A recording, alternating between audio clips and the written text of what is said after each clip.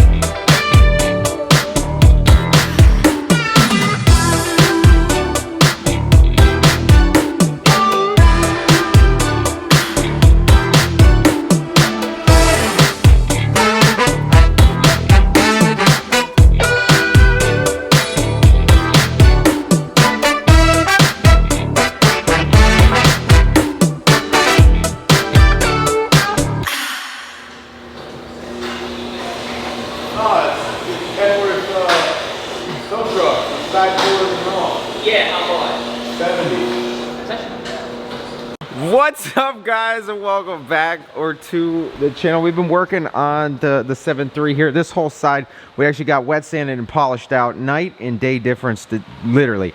I can't even explain. It's literally a whole different truck just doing that. I didn't want to do that, but that gave us an incredible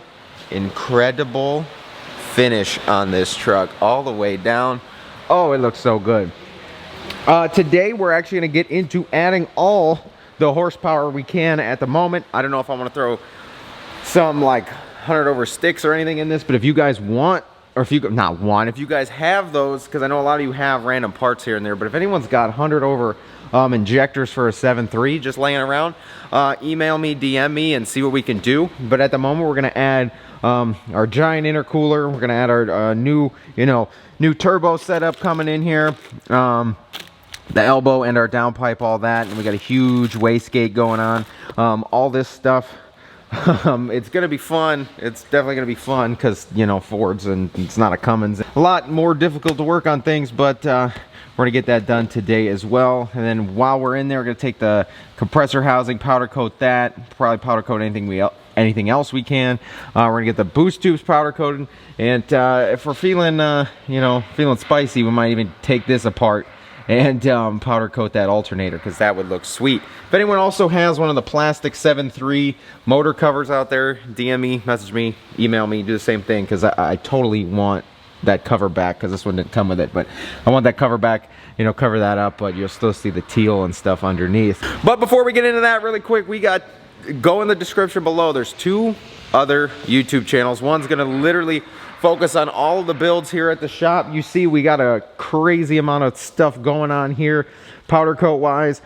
Builds like this, builds like that Ranger, stuff like that. There's a red Duramax on there right now. This Jeep's going all the way up, 6 inches of lift, 38s, powdered axles, powdered everything. This will be on there, that'll be on there. There's a lot of the shop builds on those channels, on that channel. Check that out. And then there's another channel which is now going to be a second channel of mine that's going to just focus on all the other weird stuff we do and I do and stuff like that. So I'm not going to post my first video on that till that hits 1,000 subscribers. So get down there, subscribe to both channels. One for this, you'll see all of the in-depth build stuff for the shop over here. As you can see, it's quite exciting. So subscribe to that channel, and also subscribe to my second channel, because you're gonna see a lot of different content over there, but I'm not gonna post a video until that hits 1,000 subs. So get down there and subscribe to both of them. Other than that, guys, let's dig into this motor and see what we can do.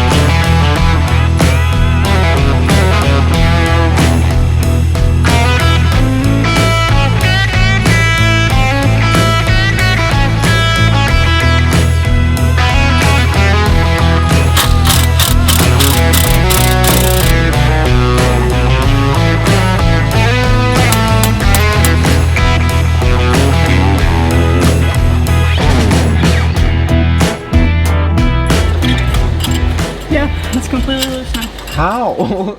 I told you I have smaller hands. Oh my god. It should be completely off now. Yeah, what the Get it off of the, yeah, push this part, yep. Then I'll come yank that turbo. Oh my god. All the time you're like, oh, why do you do so many Rams? Why do you do so many Rams? This is why Fords and Duramaxes are not fun to work with nor on. It's overcomplicated, it's a mess, it's a pain. But yeah, we should be able to pull that turbo now. Not fun. We're good.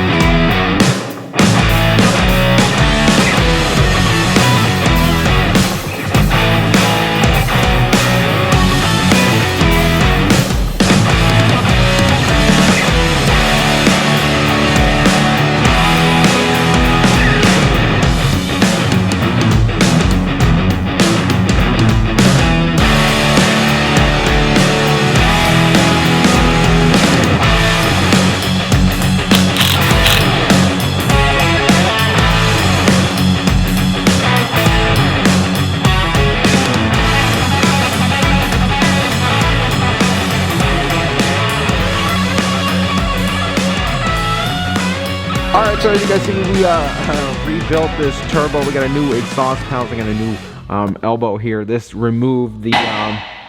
Oh, you're good. Smack away. I don't know if you stopped because of that, but you're good. New exhaust housing. Got rid of the like the warm-up valve in here. So there's two ways we can do this. I'm gonna see what you guys think, what's best. But deleted that exhaust, you know, the exhaust flap in here for warm-ups, which gives us a lot more flow over stock. This needs to go back on, but we're gonna obviously clean this motor and engine bay up here in a little bit. But this will go in here, and we'll get this all connected here shortly. And there's a new clip on the bottom, which is sweet. But look at this wastegate compared to the OEM one. So the one from Banks, this thing is absolutely massive. So what we're actually gonna do, not today because this has been, we've done a lot, but we're gonna sit here and we're gonna sandblast this. We're gonna get this powder coated teal. That's gonna match our suspension, all that. We also gotta get the boost tubes done over here. As you can see, here's the rest of our lift kit. All of this stuff is gonna go that teal. We also got one box for the Jeep lift here. The rest of it actually showed up, so you'll see all that in the next video. But those are going teal. Whole lift kit's going teal, all of that. Stock air intake's out. We got a Banks Ram air intake going in too. Here's the spider. We took this out, so when I get up in the motor here, I'm gonna ask you guys a couple questions, see what you think. But we can literally powder coat this and reassemble this in the next video, or obviously throw the new intercooler in as well. Here's the stock one that came out. Here's the one going in.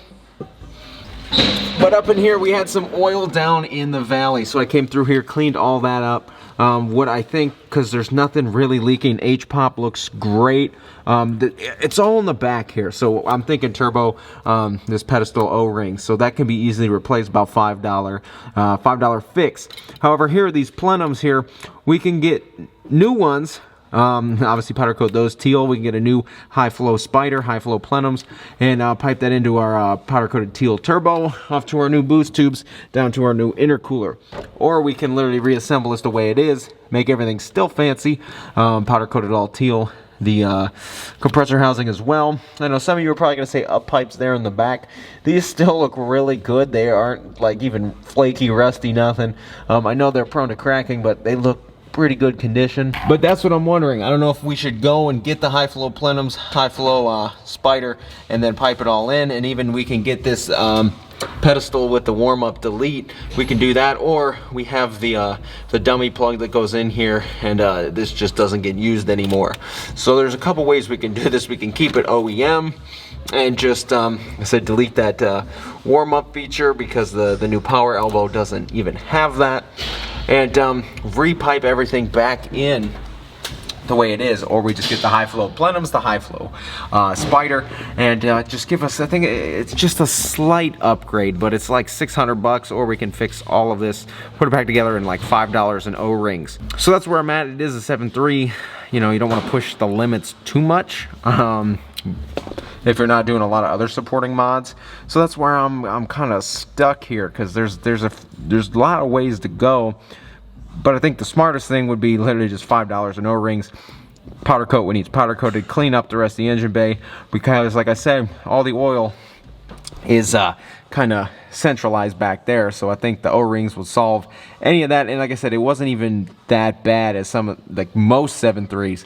So those O-rings and then a crankcase, we're actually going to reroute this, because there was, you know, oil in the housing and in the boost tube. So it's obviously those vapors from all the miles on this truck, honestly just flooding this whole area, and eventually probably leaking out of the bottom of that turbo pedestal anyway.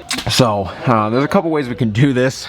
I don't know if I wanted to buy the plenums, buy the spider, do all that, or we can literally sit here and come back tomorrow and throw this thing all back together, have everything powder coated and ready to go, or we can wait a couple days, have the high flow things come and put it back together. We already have the quick spool turbo, new exhaust housing, so we're already getting more airflow in general, but we can get a slight bit more, but it's a $600 upgrade, and I don't know if I want to do that, considering, you know, this truck, when I bought it, it was gonna be a mud truck because of, you know, the condition it was in. But now it's pretty, and I'm like, I don't know what I want to do, but I don't know if I want to throw another 600 bucks at it when I really don't have to. This isn't my daily, this isn't my, you know, this isn't a truck I'm gonna, you know, keep and like show off just like the first gen will be. First gen's gonna be a full motor build, the whole thing, but this, I don't know. So I don't, because then I'm like, okay, well, if I'm touching that, do injectors, head studs, the whole nine, but it's just a lot. $5 in O-rings and this thing's good, and trust me, I'm still gonna make the spider powder coated teal, and I'm also going to powder coat the compressor housing, and then you'll see also the boost tubes coming off of it to the brand new intercooler that we got out of here. It's still going to look good, but it's just not going to be, you know, the two extra high flow things. And the plenums look good. You know, there's no boost leaks, no nothing. So that's where we're kind of at here. So yeah, guys, there's, like I said, there's a multitude of ways we can take that build, but $5 in O-ring sounds very appetizing compared to like $600–700. Obviously, I'm gonna do the crankcase reroute so that all those fumes aren't going back into the turbo, into the intercooler system. Again, I'm just gonna remove that issue because I don't like all the oil running through it. But that's about 60 bucks, and I got $5 in O-rings. That might be my best option. Powder coat what's there, or $600 into mods that might only be beneficial on a full motor build, you know what I'm saying? So just like, oh, it's challenging, it's tough, but I don't know. So let me know in the comments below what you guys think, what I should do, what I shouldn't do. I want to get this thing back together. I want to get it on the road, especially when we're hitting cold weather season here. As you see, the hoodie and the older diesels don't respond well to those temperatures, so I want to drive it a little bit before it gets too cold to even operate efficiently. And let me know in the comments below what you guys are thinking. If you enjoyed this video, shoot a thumbs up. If you haven't been here before, please get on there, click subscribe. If you guys pick to put it back the way it is and just make it pretty, the next video, that motor should almost be completely together. We'll get those things powder coated. You'll see that happen. Lift kit is getting powder coated very soon, and we're gonna throw that on and button that truck up. Only one more thing to paint, which is the bed, and that won't take long at all. Let me know down below. Take care, and I'll see you guys in the next one.